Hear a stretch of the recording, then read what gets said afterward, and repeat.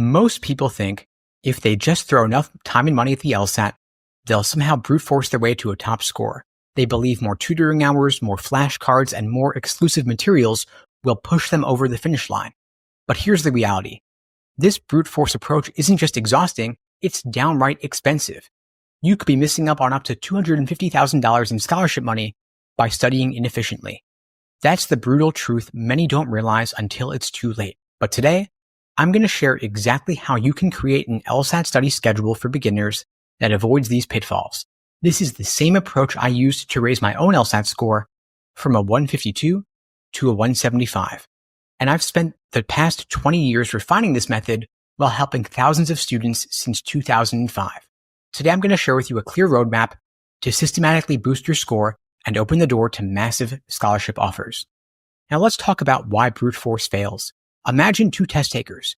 Test taker A signs up for every LSAT course, buys all the bulky LSAT prep books, blocks off half a year for intense study, invests thousands of dollars, only to end up drained and unsure if they're actually improving.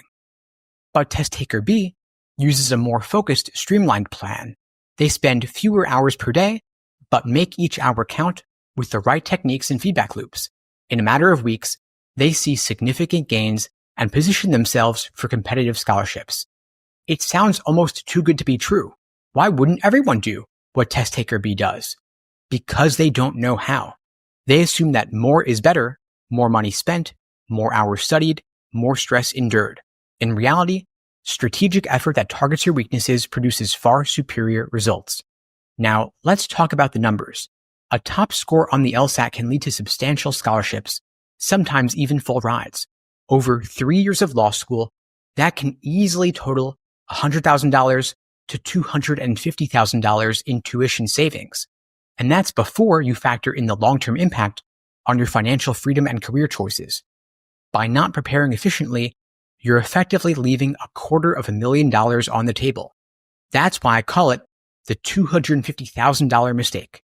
So, how do we avoid making that mistake? Meet the LASER approach, a structured 5-phase method that ensures you study smarter, not harder.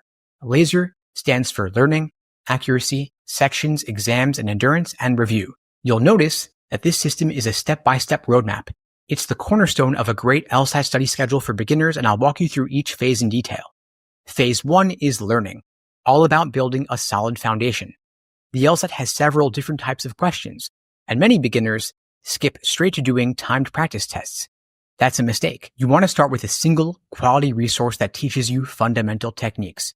You could try one of those 500-page LSAT prep phone books, but a lot of students find it more helpful to watch shorter, bite-sized comprehensive course videos or maybe join a small group class. Of course, the format doesn't matter as much as the depth and clarity of explanations while giving you feedback of what you're misunderstanding and why. You also want to master the core concepts. In logical reasoning, for example, there are approximately 15 distinct question types like necessary assumption, flaw, and inference. You want to learn what makes each type unique and how to tackle them efficiently. And don't skip the basics. Even if you feel like you're generally good at reading or reasoning, the LSAT might still catch you off guard. Make sure you spend time absorbing the why behind each question before you move on. Next, phase 2 is accuracy once you have that groundwork. This is the phase where you isolate and drill each question type. Start with the most common ones, like necessary assumption, inference, and flaw, before moving on to less common types, like parallel reasoning, and evaluate the argument, but focus on quality over quantity. It is not about doing 500 questions in a single day. It's about analyzing each question you attempt.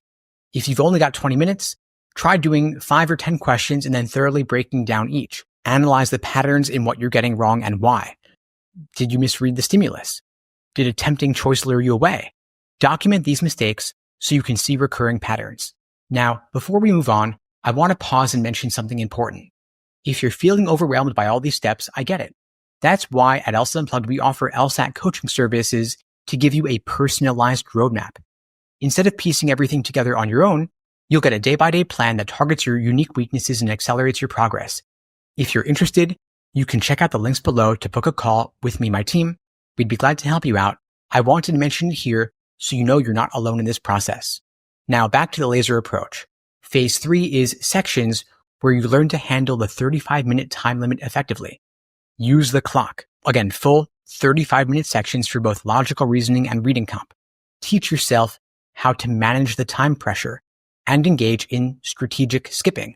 For logical reasoning, you want to try to finish the first 10 questions in about 10 minutes, building up a time bank for the trickier ones later in the section. Now here's where you flag and skip about 3 to 4 of the hardest ones, usually in that 15 to 23 range. You then come back to them at the end with a fresh perspective. And of course, build up your endurance. The more you practice under realistic conditions, the less stress you'll feel on test day. Now, before we dive into the final 2 phases, I wanted to share a special resource I've put together for you, my free Easy LSAT cheat sheet. It's a concise guide covering essential strategies and shortcuts that can jumpstart your accuracy and efficiency. I've taken the most critical insights from 20 years of LSAT prep experience and condensed them into a single handy sheet. If you're just getting started, it's the perfect companion to your studies. Check out the link below to get your copy for free. Now back to the laser approach. Once you've got the sections down, it's time for phase 4, exams and endurance.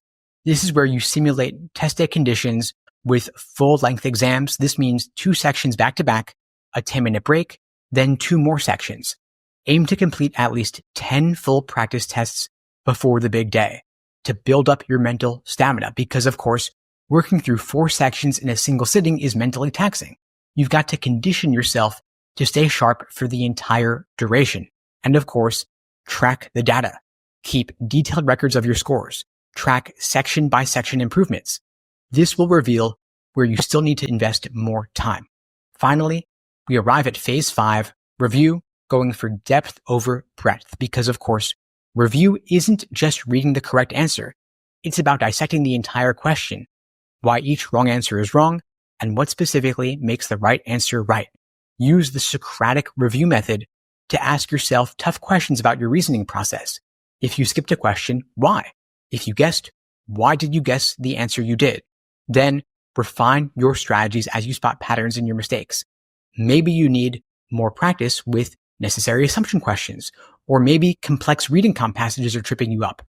Identify those trends and adjust your focus accordingly.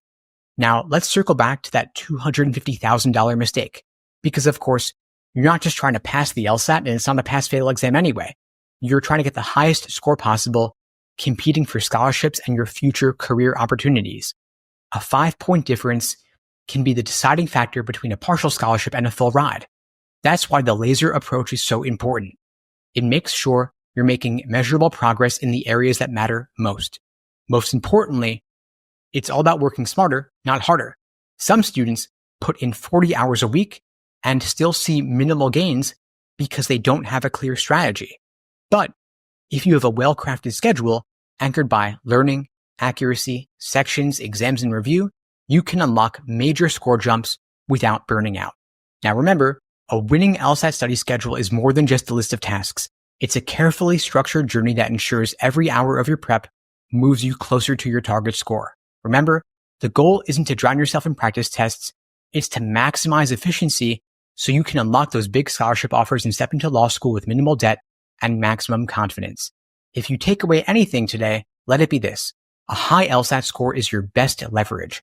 It can transform your law school experience by opening doors to elite institutions and generous scholarships. Don't fall into the trap of brute force studying. Instead, follow a proven system.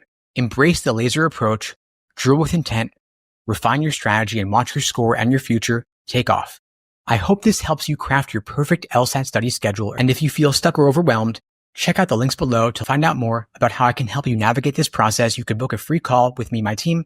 We'd be glad to help you out. And you can get your free Easy LSAT cheat sheet to jumpstart your prep.